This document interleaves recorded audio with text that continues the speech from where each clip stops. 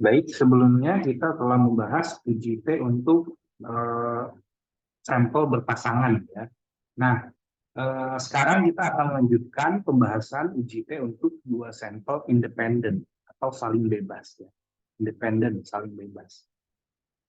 Nah, uji ini digunakan untuk dalam penelitian di mana dua kelompok responden masing-masing diberi perlakuan yang berbeda. Nah, kalau tadi kan eh,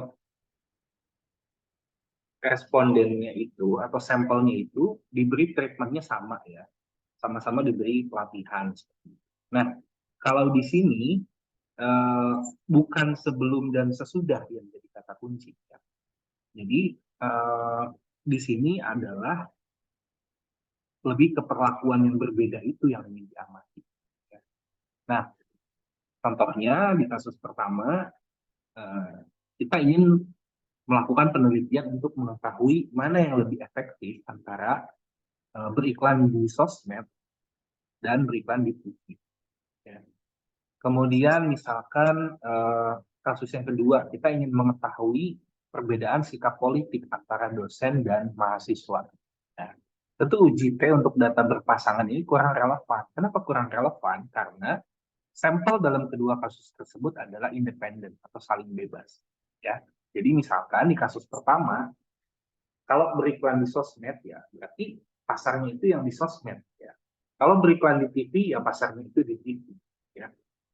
Kemudian kasus kedua, perbedaan sikap politik antara dosen dan mahasiswa. Nah, ini kentara sekali ya.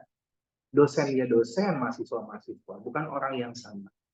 Kalau kasus sebelumnya itu orangnya sama, kan di sampelnya dua kali, sebelum pelatihan dan setelah pelatihan, atau sebelum diberikan treatment atau setelah diberikan treatment. Ya, kalau di sini lebih ke sampelnya berasal dari dua kategori yang berbeda. Kalau sampel dosen ya dosen-dosen, ya. Sampel mahasiswa ya mahasiswa-mahasiswa. Makanya yang tadi, walaupun datanya ada sebelum dan sesudah ya, ada 8 ya, tapi sampelnya dari 4 orang saja, 4 karyawan.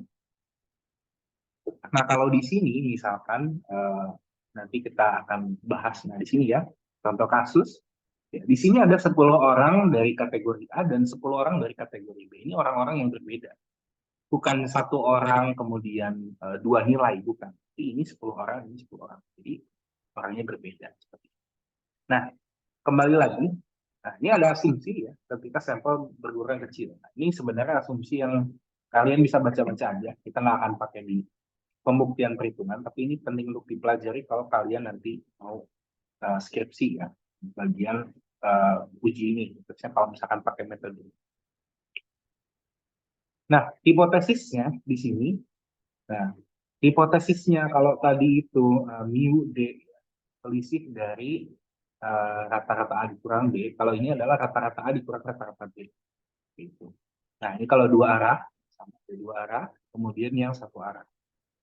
Nah, kalau dua arah biasanya itu ya, hanya ingin misalkan seperti contoh kasus ini adalah contoh kasus untuk uji hipotesis dua arah.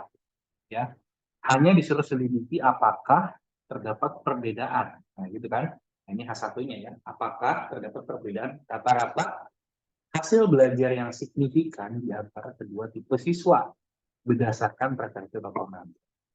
Kalau misalkan satu arah, nah biasanya dia menunjukkan mana yang lebih tinggi dan mana yang lebih rendah. Misalkan, apakah siswa dengan tontonan A itu lebih tinggi nilainya daripada siswa dengan tontonan B? Seperti itu ya.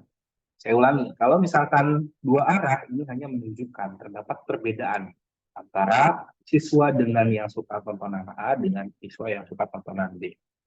Nah, kalau misalkan satu arah, dia biasanya apakah siswa dengan tontonan A lebih tinggi nilainya daripada siswa dengan tontonan B, seperti itu. Ya, itu materinya. Kemudian statik uji dan kriteria penolakannya panjang sekali. Saya rasa kita tidak perlu dulu bahas ini kalau untuk di perkuliahan. Kita langsung pakai software saja, pakai Excel biar enak. Jadi setelah kuncinya adalah tetap ya, kalian harus bisa mendefine soal itu seperti apa, ya. Apa bedanya soal yang seperti ini, ya, yang sampel saling bebas dengan sampel yang berpasangan, yang berpasangan seperti ini. Nah, kalau berpasangan yang tadi ya, itu ada sebelum dan sesudah keywordnya, sebelum dan setelah. Ya. Dan karyawan ini dari satu orang disampel 2 kali. Nah, kalau misalkan yang saling bebas, yang independen, itu sampelnya ya beda-beda. Ya. Yang nonton edukatif ya 10 orang ada, yang nonton hiburan 10 orang juga seperti itu.